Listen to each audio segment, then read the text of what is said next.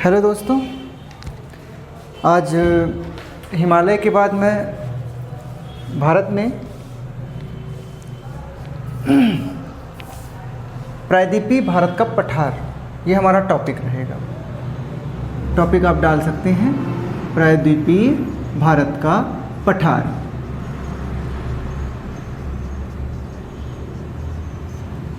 जैसे हमने हिमालय पढ़ा था, हिमालय की कुछ स्थिति इस प्रकार थी।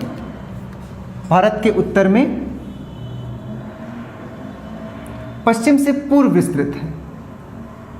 यह अपने दोनों किनारों में, पूर्व साइड भी और पश्चिम साइड भी, ये पूर्व है और ये पश्चिम। हिमालय, ये मेरा पुराना टॉपिक था, हिमालय अपने दोनों सिरों पर, पूर्व साइड भी और पश्चिम साइड भी, दक्षिण की ओर मुड़ गया है। जैसे पूर्व में यहाँ दक्षिण की ओर मुड़ गया, भारत के पूर्वोत्तर राज्य जो हैं यहाँ से मुड़ गया, और ये अराकानियोमा पर्वत के नाम से जाने जाता है। अराकानियोमा पर्वत, म्यांमार में हिमालय को अराकानियोमा बोलते हैं। देन उसके बाद इस तरफ देखते हैं अपन, पाकिस्तान में जो हिमालय आता है, हिमालय की श्रेणी, उसका सुलेमान नाम है। और जो अफ़गानिस्तान में चला जाता है उसे, ठीक है, दूध पीना है, ठीक है, हिंदकुश पर्वत बोलते हैं। यहाँ तक हो चुका था। आज मैं आप लोगों को प्रायद्वीपीय भारत का पठार बताऊंगा। प्रायद्वीपीय भारत का पठार, ये उत्तर भारत का मैदान है।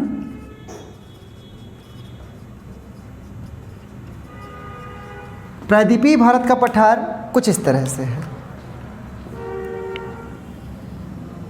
ये पूरा भाग, ये पूरा दक्षिण में, ये आप देखिए, ये वाला भाग। तो सबसे पहले आप लोग प्रायद्वीप की परिभाषा लिख लीजिए। प्रायद्वीप क्या कहलाता है, लिखिएगा। किसी भी महाद्वीप का वह हिस्सा, लिखिए, किसी भी महाद्वीप का वह हिस्सा जिसके तीनों ओर जल हो, या किसी भी महाद्वीप का वह हिस्सा जो तीनों ओर से महासागर से घिरा हो, उसे प्रायद्वीप कहते हैं। ठीक है, प्रायद्वीप। पहले हम प्रायद्वीप का मतलब समझते हैं। प्रायद्वीप क्या है? ऐसा भूभाग जिसके तीनों ओर, पूर्व, पश्चिम और दक्षिण, तीनों ओर महासागर स्थित हो, प्रायद्वीप।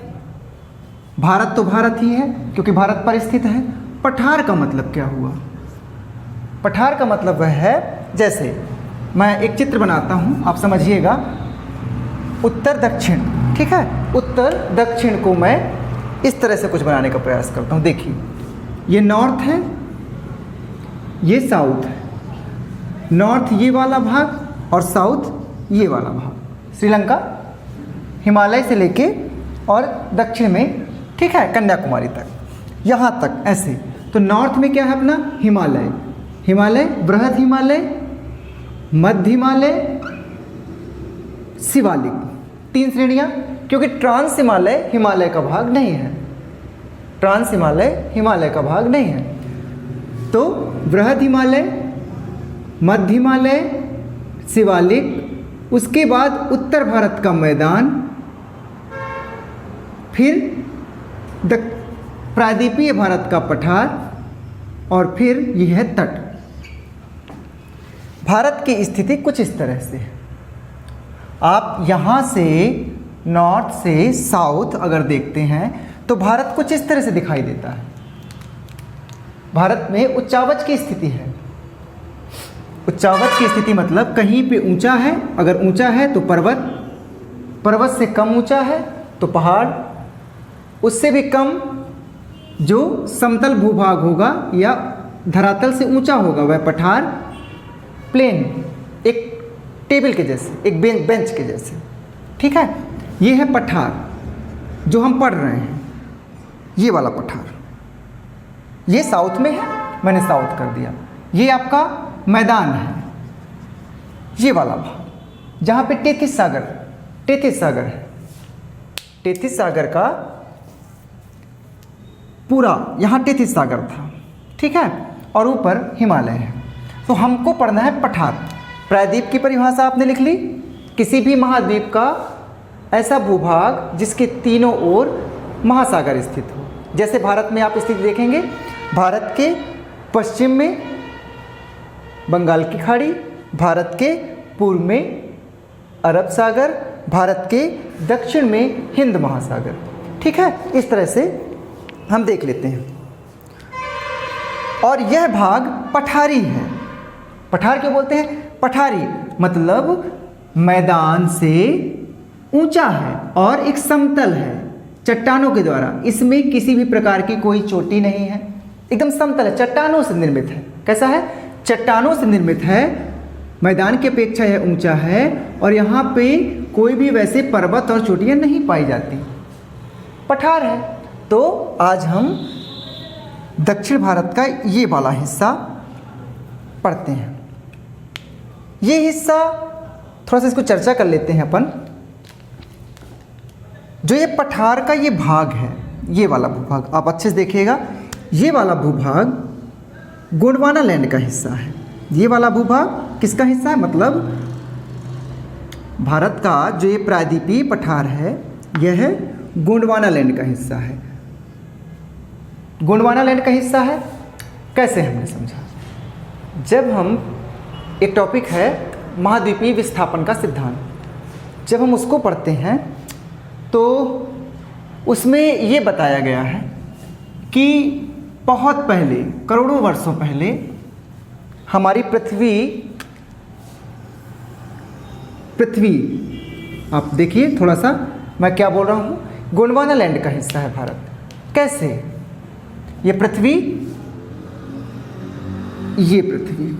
ये पूरे के पूरे महाद्वीप है। क्या समझ रहे हैं आप? ये संपूर्ण पृथ्वी है, ये महाद्वीप है और इसके चारों ओर महासागर है। मतलब मेरे कहने का कि प्राचीन काल में 7 महाद्वीप नहीं थे। कितने महाद्वीप थे? केवल एक महाद्वीप था, उसका नाम पेंजिया था, पेंजिया। और एक ही महासागर था, पेंथालासा। तो मैं आपको गोंडवाना लैंड की स्थिति बता रहा हूँ।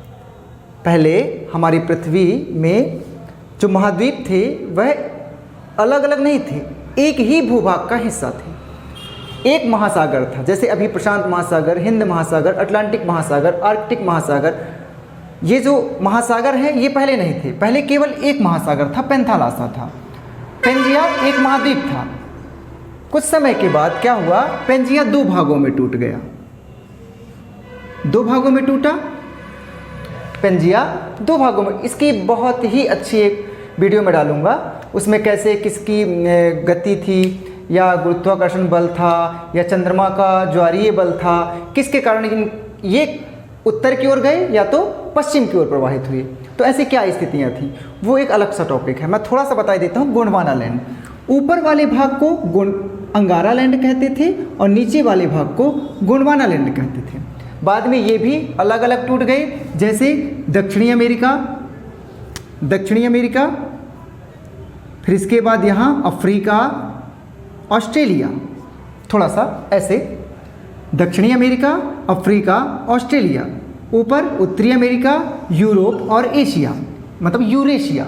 यूरोप और एशिया एक ही भूभाग है, अलग नहीं है। अलग वैसे नहीं है, प्राकृतिक रूप से यूरोप और एशिया अलग नहीं है। यूरोप में एक पर्वत श्रृंखला है, यूराल के द्वारा यूरोप और एशिया को अलग किया गया है। ठीक, तो अब ये नीचे वाला जो हिस्सा था ये गोंडवाना लैंड था, ऊपर वाला हिस्सा अंगारा लैंड। एशिया तो यहाँ है, भारत हमारे एशिया में है, फिर गोंडवाना लैंड का हिस्सा क्यों? भारत हमारा एशिया में स्थित है और मैं बता रहा हूँ गोंडवाना लैंड का हिस्सा कैसे हो सकता है? हुआ ये था, अफ्रीका, आप अफ्रीका को देखेंगे, अफ्रीका का पश्चिमी तट, बैठिए ना बस 10 मिनट, अफ्रीका का पश्चिमी तट जहाँ सोमालिया का पठार है, आप देखेंगे हमारे भारत का प्रायद्वीपीय पठार जो है, इसकी संरचना या इसमें जो चट्टानें पाई जाती हैं, जैसे अफ्रीका में सोमालिया का पठार है, कुछ वैसा। तो क्या हुआ था, अफ्रीका से टूटकर ये वाला हिस्सा उत्तर पूर्व की ओर प्रवाहित हुआ, अर्थात अफ्रीका ये है और यूरेशिया ये है। तो क्या हुआ था, ये हिस्सा टूटा, प्लेट टेक्टोनिक थ्योरी में है कि प्लेटें गतिशील हैं, अर्थात अफ्रीकन प्लेट यूरेशियन प्लेट से जाकर टकराती है। सभी प्लेटें गतिशील हैं, 6 या 7 प्लेटें हैं पृथ्वी पर, स्थलमंडल पर स्थित हैं प्लेटें। तो ये एक प्लेट टेक्टोनिक थ्योरी है, उसको भी समझना है। तो क्या हुआ था, अफ्रीकन प्लेट, ये अफ्रीका महाद्वीप किस प्लेट पर स्थित है, अफ्रीकन प्लेट यूरेशियन प्लेट की तरफ जा रही है, अर्थात अफ्रीकन प्लेट उत्तर पूर्व की ओर प्रवाहित हो रही है। इसी तरह से भारत का जो एक टुकड़ा है ये उत्तर पूर्व की ओर प्रवाहित हुआ और जाके यूरेशियन प्लेट से टकरा गया, जिससे हिमालय का निर्माण हुआ। फोल्डर मैं आपको दिखाता हूँ कैसे। ये देखिए, कोई भी चीज़, ये मान लीजिए ये वाला हिस्सा है अफ्रीका का टूटा हुआ, ये जब जाता है और यूरेशियन प्लेट से टकराता है तो ये सामने से उठ रहा है, उठ गया। तो जो उठ गया भूभाग ये हिमालय है, हिमालय। और ये पीछे वाला भाग बीच में टेथिस सागर था, आपने देखा होगा बीच में टेथिस सागर था, तो टेथिस सागर ये वाला भाग है। तो ये अलग टॉपिक है, ठीक है। तो प्रायद्वीपीय भारत का पठार जो है गोंडवाना लैंड का हिस्सा है, ना कि अंगारा लैंड का हिस्सा है, ठीक है। आपने पढ़ा कि प्रायद्वीपीय भारत का पठार गोंडवाना लैंड का हिस्सा है। यह लगातार यूरेशियन प्लेट में धंस रहा है, जिसके कारण हमारा हिमालय है वह हिमालय की ऊंचाई बढ़ती जा रही है क्रमबद्ध तरीके से, ठीक है। अब देखते हैं कि ये पठार तो ठीक है, ये वाली प्लेट तो गतिशील है, पर यहाँ विवर्तनिक रूप से अगर देखा जाए तो ये भूभाग स्थिर है।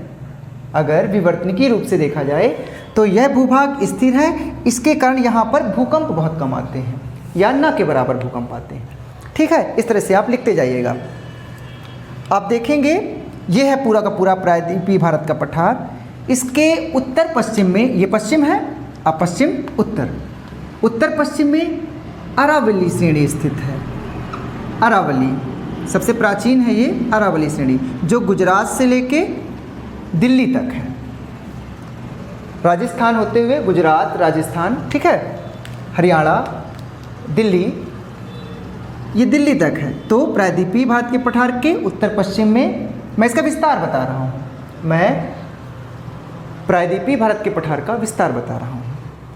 प्रायद्वीपीय भारत का पठार का जो विस्तार है वह उत्तर पश्चिम में अरावली पर्वत व थोड़ा सा देखते हैं, और आप वहाँ चलें झारखंड या पश्चिम बंगाल, ठीक, यहाँ पे आपको मिल जाएगा राजमहल की पहाड़ियाँ, झारखंड, पश्चिम बंगाल में भी हैं। तो इसके प्रायद्वीपीय भारत के पठार के उत्तर पूर्व में राजमहल की पहाड़ियाँ, आप लिख लीजिएगा राजमहल की पहाड़ियाँ। उत्तर पश्चिम में अरावली व दक्षिण में कन्याकुमारी तक इसका विस्तार है। अर्थात आप कह सकते हैं कि प्रायद्वीपीय भारत के पठार का जो विस्तार है वह दक्षिण में कन्याकुमारी, उत्तर पश्चिम में अरावली पर्वत श्रेणी, उत्तर पूर्व में राजमहल की पहाड़ियाँ। एक और बात मैं बताता हूँ, मेघालय में शिलांग का पठार या मेघालय का पठार ही है शिलांग का पठार, यह भी प्रायद्वीपीय भारत के पठार का हिस्सा है, ना कि हिमालय का हिस्सा है, ठीक है। ऊंचाई पर स्थित है, पर शिलांग का पठार या मेघालय का पठार प्रायद्वीपीय भारत के पठार का ही हिस्सा है, ठीक है। आप इतना लिख लीजिएगा। अब मैं इसकी स्थिति बताता हूँ कि प्रायद्वीपीय भारत के पठार की स्थिति क्या है, ढाल किस तरफ है। कोई भी चीज़ अगर लेते हैं अपन, जैसे मैं ये लुसेंट की बुक देता हूँ, देखो ये बुक है, आप इसको ये वाला हिस्सा नॉर्थ मानते हैं, ये वाला साउथ, ईस्ट और ये वाला वेस्ट, ठीक है। ये पठार है, इस पठार का ढाल किस तरफ है, उत्तर की ओर ढाल है। मैं आपको कैसे बताऊं, चलिए मैं पहले इस तरह से बताता हूं। एक चित्र बनाता हूँ तब आपको समझ में आ जाएगा। ये पेंजिया और पेंथालासा तो आप लोगों के बात में समझ में आ गई होगी। तो मैं आपको बताता हूँ कि कैसे। मैं पहले मैं ईस्ट और वेस्ट का इसका ढाल बताता हूँ। जैसे ये पश्चिम वाला भाग है, ठीक है, और ये पूर्व वाला भाग। मैं सिर्फ पठार की बात कर रहा हूँ। पठार की स्थिति ढाल देखते हैं, क्योंकि जिस तरफ पठार का ढाल होगा नदियाँ उसी तरफ प्रवाहित होंगी। पानी का नेचर है उच्च स्तर से निम्न स्तर की ओर प्रवाहित होना। तो मैं इस पठार को इस तरह से आपको बताता हूँ। देखिए, मैं देख रहा हूँ, ठीक है। अब देखिए, ये हो गया आपका पश्चिमी घाट।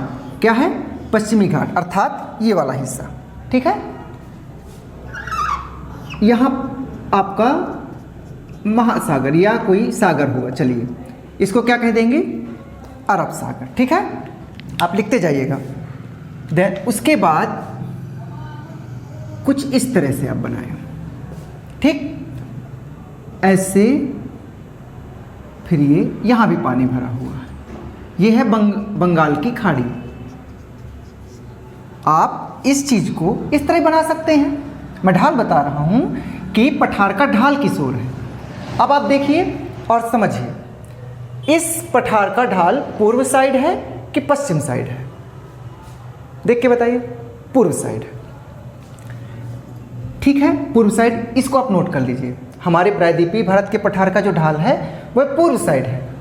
थोड़ा सा अगर हम उत्तर की बात करते हैं, ये वाला हिस्सा, ये वाला हिस्सा, तो बीच से मतलब इधर से ऊपर उत्तर की ओर ढाल है। तो फिर मैं आपको क्या समझाऊं? पूर्व की ओर ढाल है, अर्थात पश्चिमी घाट की ऊंचाई ज़्यादा है, लगभग 1200 मीटर, और पूर्व की जो ढाल है, ये वाला पूर्वी घाट, इसकी जो ऊंचाई है वह 900 मीटर है। इस तरह देख लीजिए, ठीक है। ये चीज़ आपको याद रखना है। देखिए, जैसे आपकी जो दक्षिण भारत की अधिकांश नदियाँ होंगी, दक्षिण भारत की अधिकांश नदियाँ होंगी, वह पश्चिम से पूर्व की ओर प्रवाहित होती हैं। मैं नर्मदा और ताप्ती की बात नहीं कर रहा। नर्मदा और ताप्ती भ्रंश में बहती हैं, नर्मदा और ताप्ती भ्रंश में बहती हैं, ठीक है। नर्मदा और ताप्ती पश्चिम की ओर प्रवाहित होती हैं, ये भी सही है। पर अधिकांशतः नदियाँ, जैसे मैं एग्जांपल दे रहा हूँ, महानदी, गोदावरी, ठीक है, गोदावरी हो गई, कृष्णा हो गई, कावेरी हो गई, ये जो नदियाँ हैं ये किस तरफ प्रवाहित होती हैं? पश्चिम की ओर प्रवाहित होती हैं, ठीक है, पश्चिम की ओर प्रवाहित हो रही हैं। अर्थात क्यों पश्चिम की ओर प्रवाहित हो, पूर्व की ओर प्रवाहित हो, सॉरी, पूर्व की ओर प्रवाहित हो रही हैं। क्यों पूर्व की ओर प्रवाहित हो रही हैं? क्योंकि प्रायद्वीपीय भारत के पठार का जो ढाल है वह पूर्व साइड है। लेकिन दो नदियाँ ऐसी हैं। कौन कौन सी नदियाँ? दो। मैं नदियाँ बनाई देता हूँ। जैसे आप, ये विंध्याचल श्रेणी है, ऐसे समझते चलते हैं। ये विंध्याचल श्रेणी है, ये सतपुड़ा श्रेणी है। विंध्याचल श्रेणी, सतपुड़ा श्रेणी, विंध्याचल श्रेणी, सतपुड़ा श्रेणी, ऐसे याद करके चलते हैं। विंध्याचल श्रेणी के बीच में जो है नर्मदा नदी प्रवाहित होती है, ठीक है, ऐसे। विंध्याचल श्रेणी और सतपुड़ा श्रेणी के मध्य नर्मदा नदी जो अमरकंटक से निकलती है, अनूपपुर जिले से, यह पश्चिम की ओर प्रवाहित होती है, ठीक है। उसी के नीचे नर्मदा नदी के दक्षिण में सतपुड़ा रेंज है। सतपुड़ा रेंज के दक्षिण में ताप्ती नदी प्रवाहित होती है। यहाँ से बनाते हैं, बैतूल से निकलती है ये सर्पिलाकार नहीं है, सॉरी, ये ठीक है, ये बेतवा है, और ये मैं लिख दूँ बेतवा, और ये है नर्मदा। ये दोनों भ्रंश में बहती हैं, अर्थात ये है नर्मदा घाटी भ्रंश जिसमें नर्मदा बह रही है, और यह बेतवा घाट, बेतवा नहीं, सॉरी, ताप्ती नदी है। बेतवा तो उत्तर की ओर प्रवाहित होती है। तो ये दोनों नदियाँ भ्रंश में बहती हैं, जबकि ढाल किस तरफ है? पूर्व की तरफ है। ऐसे हम उत्तर में देखते हैं। मैं अब नॉर्थ और साउथ की चर्चा करता हूँ, ठीक है। मान लीजिए ये नॉर्थ है, भारत के पठार का नॉर्थ, अर्थात ये वाला हिस्सा मैं ऐसे बनाता हूँ, यहाँ से लेके और यहाँ तक बना रहा हूँ, ठीक है, ठीक, ओके। नॉर्थ कुछ ऐसा है। अर्थात उत्तर की ओर ज़्यादा ढाल है, इसीलिए बहुत सी नदियाँ उत्तर की ओर प्रवाहित होती हैं। जैसे आप देखे होंगे, आप उत्तर की ओर प्रवाहित हुई नदियाँ चंबल है, बेतवा है, सोन है, ठीक है, चंबल, बेतवा, सोन। चंबल नदी महू से निकलती है और यमुना में जाके मिल जाती है। बेतवा नदी कुमरा गांव से रायसेन, आई थिंक, मुझे याद तो नहीं है, पर हाँ वो भी यमुना में मिलती है। और सोन नदी अमरकंटक से निकलती है, उत्तर की ओर प्रवाहित होती है, उत्तर पूर्व की ओर प्रवाहित होती है, क्योंकि पूर्व साइड तो ढाल ही है और उत्तर साइड भी है, तो उत्तर पूर्व की ओर प्रवाहित होती है और जाके गंगा नदी में मिल जाती है। प्रयाग बिहार में मिलती है, सोन नदी बिहार में मिल जाती है, ठीक है। तो इस तरह से हम लिख सकते हैं कि हमारे प्रायद्वीपीय भारत के पठार का जो ढाल है वह उत्तर की ओर है और पूर्व की ओर, ठीक है। इस तरह से आप लिख लीजिए। आगे देखते हैं कि अब क्या समझने लायक है। आप चंबल नदी उत्तर की ओर प्रवाहित होती है, उत्तर पूर्व की ओर। बेतवा नदी उत्तर पूर्व की ओर प्रवाहित होती है। सोन नदी उत्तर पूर्व की ओर प्रवाहित होती है। बेतवा नदी आपकी मिलती है इटावा, उत्तर प्रदेश, इटावा जिला उत्तर प्रदेश में यमुना नदी से मिल जाती है। वैसे ही बेतवा नदी हमीरपुर जिले, यूपी, हमीरपुर जिला उत्तर प्रदेश, वो भी यमुना नदी में मिल जाती है। और सोन नदी अमरकंटक से निकल के और जाती है तो गंगा में मिलती है, बिहार की राजधानी पटना में। इस तरह से आप लिख सकते हैं। ये नदियों का अलग टॉपिक है, मैं ढाल बता रहा था इसलिए मैंने कुछ नदियों को बता दिया कि उत्तर की ओर प्रवाहित होने वाली नदियाँ, पूर्व की ओर प्रवाहित होने वाली नदियाँ, जैसे पूर्व की ओर गोदावरी, कृष्णा, कावेरी, ठीक है। इस तरह से महानदी। पश्चिम की ओर प्रवाहित होने वाली नदियाँ नर्मदा, ताप्ती, ठीक है। और जो पश्चिम की ओर प्रवाहित होती होंगी वो भ्रंश घाटी में बह रही हैं, अर्थात कुछ इस तरह से। ये पठार का ऊपरी हिस्सा है, ये दोनों ताप्ती और नर्मदा मैंने दोनों बना दी, ये भ्रंश में बह रही हैं, भ्रंश में बह रही हैं और पश्चिम की ओर आती हैं, ठीक है निशी। आगे थोड़ा सा देख लेते हैं। तो नर्मदा और ताप्ती नदियाँ खंभा की खाड़ी में अपना जल गिराती हैं, जबकि महानदी, गोदावरी, कृष्णा, कावेरी ये सभी बंगाल की खाड़ी में अपना जल गिराती हैं। ये है पश्चिमी घाट, पूर्वी घाट, ये वाला हिस्सा पूरा का पूरा है पूर्वी घाट और ये वाला हिस्सा है पश्चिमी घाट। पूर्वी घाट और पश्चिमी घाट, पूर्वी घाट, पश्चिमी घाट। मैं घाट की बात बताता हूँ कैसे। ये वाला पूर्वी घाट की ऊंचाई 900 मीटर, ये पश्चिमी घाट की ऊंचाई 1200 मीटर, ठीक है। जो नदियाँ पश्चिमी घाट की ओर प्रवाहित होती होंगी, खंभात की खाड़ी में अपना जल गिराती होंगी, वो नदियाँ एस्चुरी का निर्माण करती हैं। एस्चुरी क्या है? ज्वार नदमुख। और जो नदियाँ, जैसे आप इन नदियों की बात करते हैं, गोदावरी, कृष्णा, कावेरी, दक्षिण भारत की जो नदियाँ हैं, कृष्णा, कावेरी, गोदावरी, महानदी, ये नदियाँ डेल्टा का निर्माण करती हैं, ठीक है। जहाँ ज़्यादा ऊंचाई है वहाँ एस्चुरी का निर्माण, जहाँ कम ऊंचाई है वहाँ पे डेल्टा का निर्माण करती हैं। क्योंकि नदियों का एक स्वभाव होता है कि यदि ढाल नहीं मिलती है तो वो वितरिका में बढ़ जाती है। वितरिका का मतलब कोई भी नदी, जैसे मैं गंगा की बात करता हूँ, गंगा नदी आती है और यहाँ पश्चिम बंगाल में एक वितरिका है, हुगली। वितरिका का मतलब होता है कि बिछड़ना। कोई भी नदी जा रही हो, ढाल प्रॉपर नहीं मिल रहा है तो वो एक धारा और बना लेती है, एक और धारा नहीं बना लेगी, तो वितरिका। लेकिन यहाँ पे अगर मैं सहायक नदियों की बात करता हूँ तो सहायक नदियाँ वह नदियाँ जो आकर नदियों में मिल जाती हैं, वो सहायक नदियाँ हैं, ठीक है। तो इस तरह से वितरिका, वितरिका की भी परिभाषा आप समझिए। वितरिका का मतलब होता है बिछड़ना, ठीक है। चलिए मैं आपको कुछ बता देता हूँ। यहाँ देखिए ताप्ती नदी का जो मुहाना है, ताप्ती नदी के मुहाने से लेके कार्डामम पहाड़ी, कार्डामम पहाड़ी है केरल में, कार्डामम पहाड़ी केरल में है। आप लोग लिखते जाइए। आप पश्चिमी घाट की मैं बात कर रहा हूँ, ये वाला पश्चिमी घाट, ये पश्चिमी घाट, अर्थात ताप्ती नदी के मुहाने से लेकर, मुहाना का मतलब होता है जहाँ पर नदी अपना जल गिराती है, और उद्गम का मतलब होता है जहाँ से नदी निकलती है। तो ताप्ती नदी का उद्गम बैतूल है, ठीक है। तो ये नदी जहाँ पे अपना मुहाना बनाती है पश्चिमी घाट की ओर बह रही है, पश्चिम की ओर प्रवाहित होने वाली नदी है। तो यह नदी जो जहाँ पर भी अपना मुहाना बनाती है वहाँ से लेकर दक्षिण में कार्डामम पहाड़ी तक, कार्डामम पहाड़ी केरल में स्थित है, इलायची वगैरह की खेती यहाँ पे होती है। कार्डामम पहाड़ी, ये कार्डामम पहाड़ी का एक मैंने पॉइंट बना दिया, आप लिख लीजिएगा कार्डामम पहाड़ी, कार्डामम पहाड़ी विस्तार यहाँ तक है।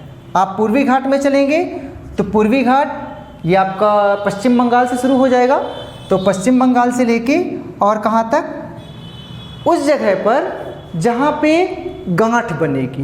गांठ का मतलब क्या होता है कि जहाँ पर पूर्वी घाट व पश्चिमी घाट आके मिलते हैं वहाँ एक गांठ बन जाती है। तो ये गांठ बनी है नीलगिरी पर्वत पर। कहाँ बनी है? नीलगिरी पर्वत पर। अर्थात पूर्वी घाट, ये वाला पूर्वी घाट और पश्चिमी घाट की पहाड़ियाँ जहाँ पे भी आके मिल जाएंगी वहाँ पे गांठ का निर्माण हो जाता है। जैसे आप उत्तर में पामीर का पठार देखे होंगे, पामीर की गांठ, वैसे पश्चिमी घाट की जो श्रेणियाँ हैं या पर्वत श्रृंखलाएँ हैं वह, और पूर्वी घाट की जहाँ पे ताप्ती नदी का मुहाना है वहाँ से लेकर कार्डमम पहाड़ी तक